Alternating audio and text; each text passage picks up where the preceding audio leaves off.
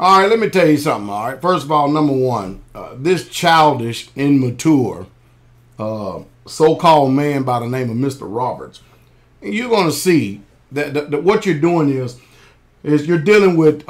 Let me put it in a way you can understand. You know, if you go out into the world and you make a large purchase or something, you're dealing with buyer's remorse.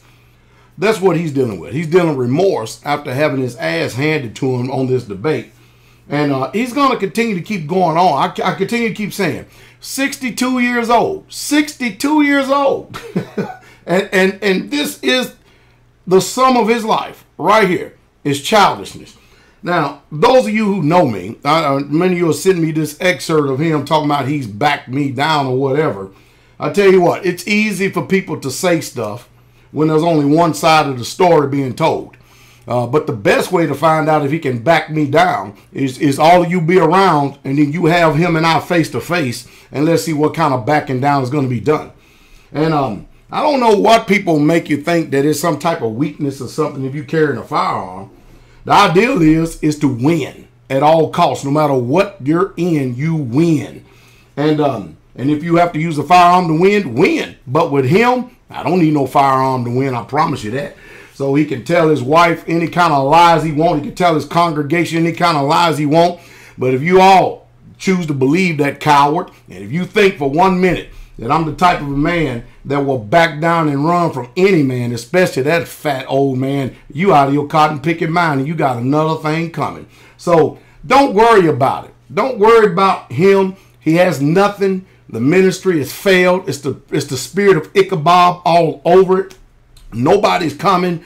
He's already done exposed himself for the stupid, ignorant, and dismal man that he is. It's just sad. It really, truly is. So he's going to keep on going because he's childish as hell. Turn the page, move on. And don't worry about him ever again, because when he gets finished saying what he says to his wife, his congregation, that's it, isn't it? He has no outlet. Nobody's listening. He's already exposed himself for being a jackass. So turn the page and move on. Turn the page and move on. But hey, believe what you want. But it sure is easy to say a lot of words to a lot of people when there's only one side of the story being presented. I've met a lot of people like that before in life. They are, what do you call them? They are on steroids. And boy, they're this brute type of a man. That's the way they are. They're that way, boy, when they're away from someone. But when you get in front of somebody's face, the shenanigans, the games, and all the stage playing, it's over then, isn't it? That's what he says to me at the debate. When he wanted to try to change the order of things a little bit, and I decided to extend a few more questions. He looks at me and says, "You're not afraid of me. I know that." I said, "You damn right. You got that right. And don't you ever think anything other than that. Of course, if you do, you want to, that's your mistake." People make mistakes like that all the time.